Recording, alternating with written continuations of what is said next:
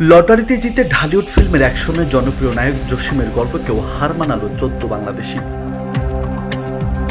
এক ফোনে সবাই সাধারণ প্রবাসী থেকে বনে গেলেন কোটিপতি। 20 মিলিয়ন দেরহাম দেশীয় মুদ্রা যা দাঁড়ায় 66 কোটি 28 লাখ টাকায়। 3 বছর ধরে প্রতি মাসে তারা দলবদ্ধ হয়ে এই টিকিট ক্রয় করে আসছেন। গত 3 মাস তাদের জন্য ছিল শুভ একটি দিন। এবার ভাগ্য সহায় হওয়াতে নরসিংদী জাহাঙ্গীরের নাম উঠে আসে র্যাপিড ড্রতে। তাদের এবারে দলবদ্ধ গ্রুপে 14 জন থাকলেও কোনো কোনো মাসে অংশীদারের সংখ্যা কম বেশি হতো। তাদের সবাই দুবাইয়ের একটি সরকারি কোম্পানির জাহাজ নির্মাণ শ্রমিক হিসেবে কাজ করছেন। প্রথম দিকে বিশ্বাস হয় নাই, তারপর তাদের কথা শোনার পরে বিশ্বাস হলো।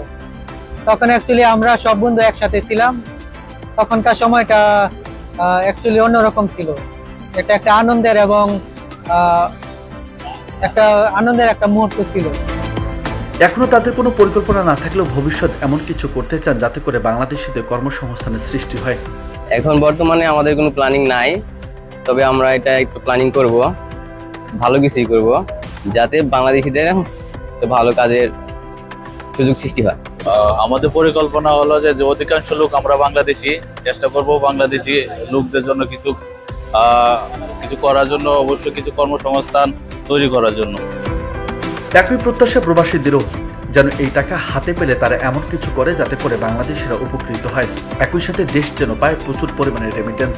দেশের মানুষের উপকার করবে, এদের মাধ্যম থেকে যাতে দেশের তৃণমূলের মানুষ এই প্ল্যাটফর্ম থেকে উপকৃত হয়, এটাই আমরা আশা করব।